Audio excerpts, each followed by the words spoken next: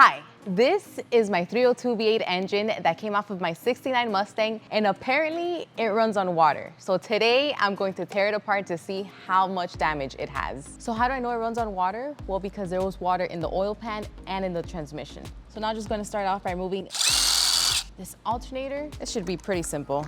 Not the alternator, but just the whole engine.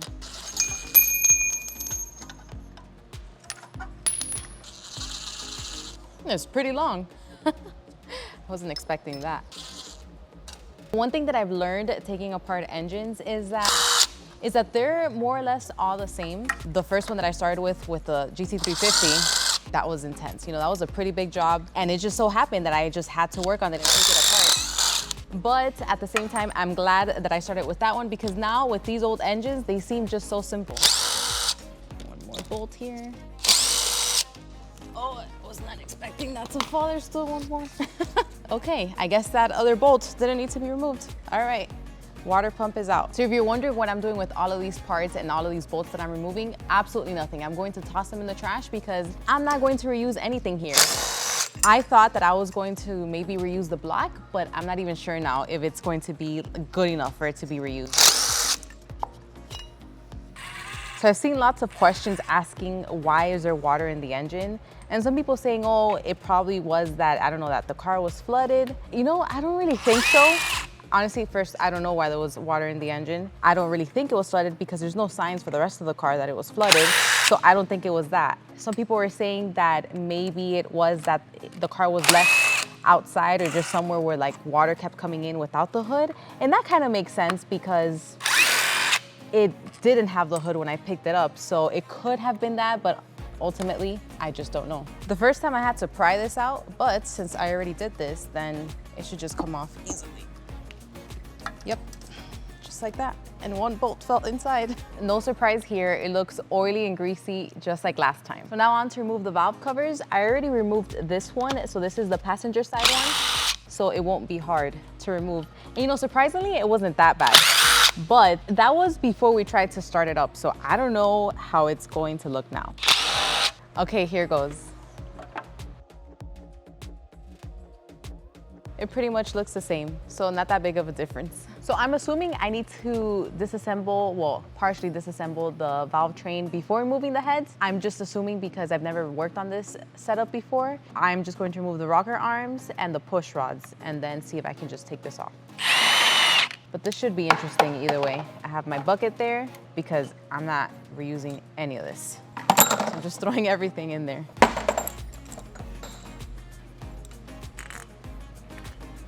I'm sure there's an order to removing these head bolts, but it doesn't matter to me because I'm not reusing any of this. So I'm just going to do it in a cross pattern, and that's it. I'm going to remove them because I just broke them first, just because I don't want anything to bind. So hopefully once I remove these, the head isn't too hard to remove. If not, I guess I'll have to pry it out. See if it can come off easily. And I don't know, considering the theme of this car, I can't promise nothing will come out, but I have a bucket here just in case. I don't think so. I may have to pry it off. It's not bulging. Okay. I just put the center bolt back in here, just enough for it not to come off. Just in case, like when I pry it off, I just don't want it to fall completely. And I don't know if I'm gonna react that fast to catch it. Really seized on there. Just a whole bunch of, I don't know, that's rat shit or grass or I don't know what. Wow, that is not moving. You know, I think I'll try a bigger pry bar because this screwdriver is not working. Here's my bigger pry bar. Let's hope this does the trick. Okay.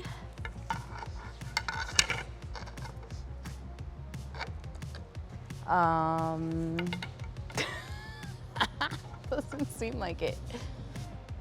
Oh, it's on there. Let's try a hammer. See if this will work. Oh, I think, yeah, that's working. Okay, I think, yeah, that definitely did the trick. So let's remove this center bolt. All right, so now let's take this head. Crap, now it's not coming off from the bottom. Oh, this is heavy. Oh, this is heavy. Oh, this is heavy. heavier than I expected. Oh, it is leaking. Oh, that was oil.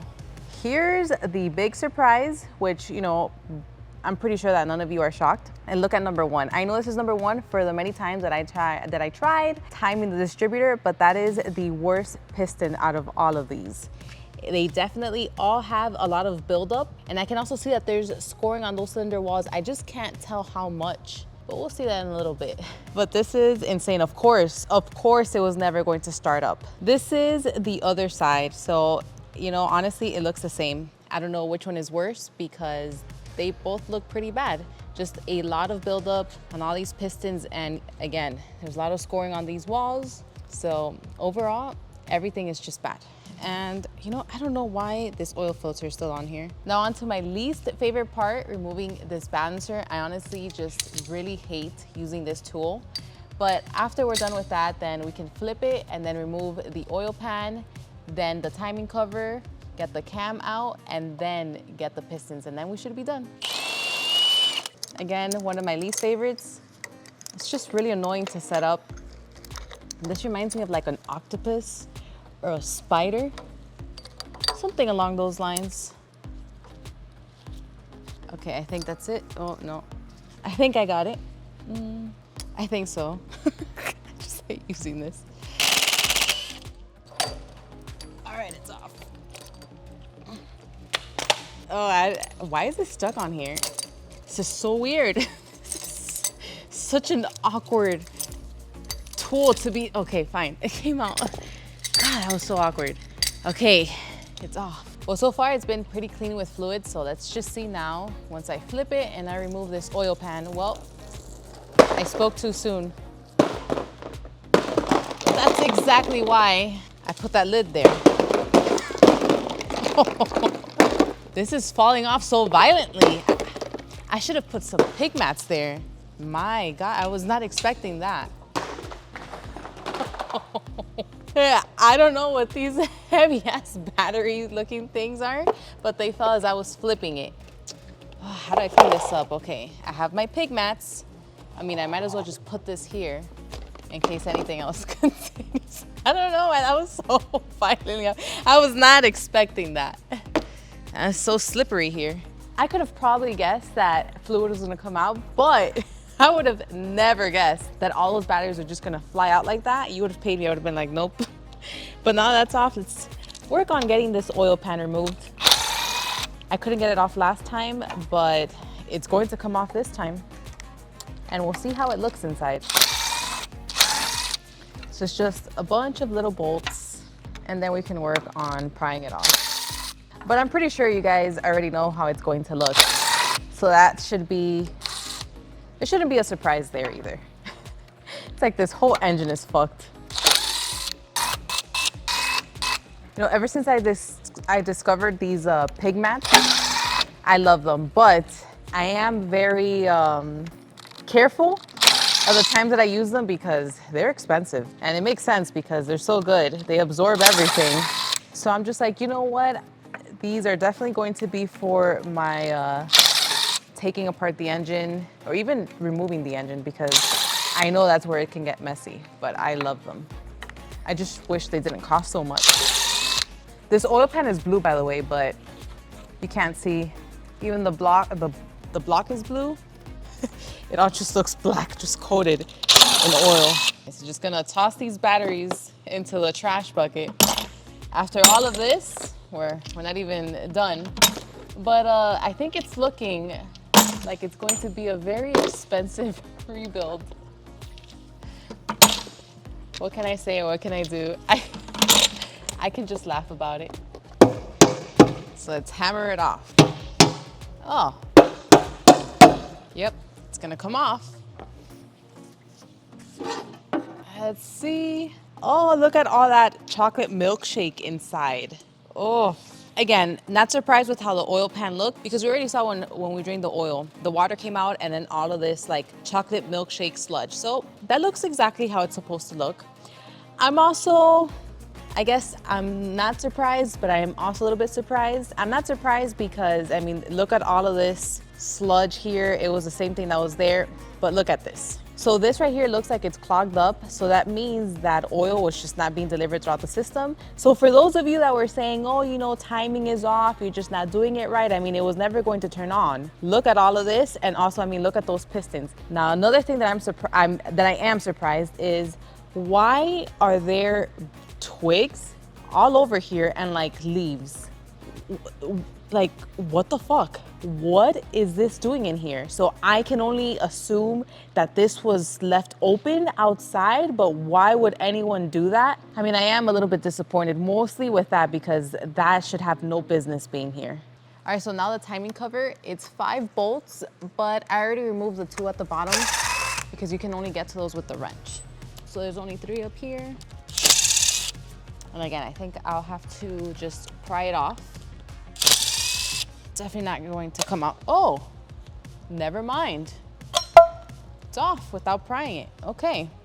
I'm a little bit confused because some things look clean. Like this, the heads were clean. But then the oil pan and the crankcase, it looks like somebody just threw up all over it. There's only 1 bolt to remove these 2 pulleys. And I can tell you that this timing chain is a lot less complicated than the Shelby. And there's only 1 camshaft here, which I'm really interested to see. This one's coming out, the top one, but not this bottom one. Okay, I don't think it's moving. Let's...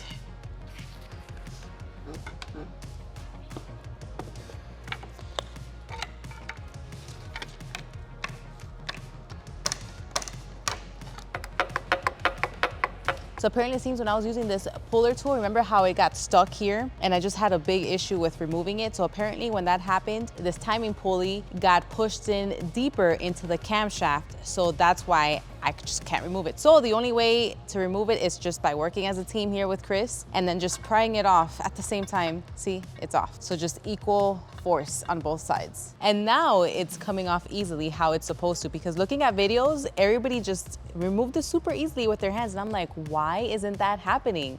Now it's off. These 2 bolts here and we can remove the camshaft. It should be pretty simple. This is off. And I saw you can just put this bolt here. Okay, there we go. This was exactly how I saw it in the videos. Look at all that thick gooey sludge.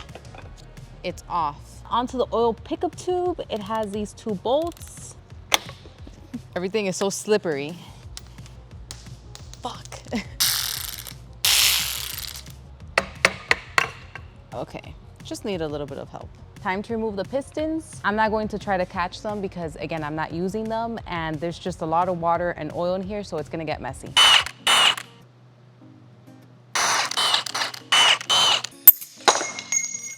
Okay, 1 down, 7 to go. Normally, I'm not careless like this, like I mentioned. I would try to catch them, but at this point, you know, it doesn't matter because I'm not using any of this. Okay, that one's not moving.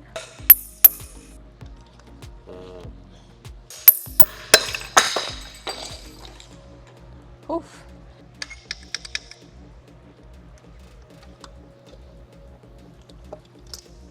I think I'm just gonna try a little bit harder. There we go. What a freaking mess. And this is exactly why, because these are not worth saving at all. Horrible, horrible. I saved the best for last because there is a pool of water and oil that's going to come out when I remove these. All of the pistons are now off. Look at this huge mess. Again, no point in saving these pistons because they are just done. Now we just need to remove these main bearing caps and then remove the crankshaft, and then that's it. And these things are on here pretty tough, but this Milwaukee, it always comes through and it's eating them up. I just really don't like how heavy it is. I am reusing these main bearing caps, so just need to place them here for now.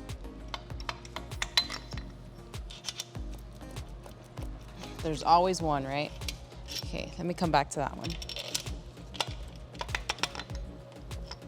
I just realized they are numbered, so I guess it doesn't matter, but I'm still putting them in order. Okay, there's two, not just one. The hammer always does the trick. Now the grand finale, the crankshaft.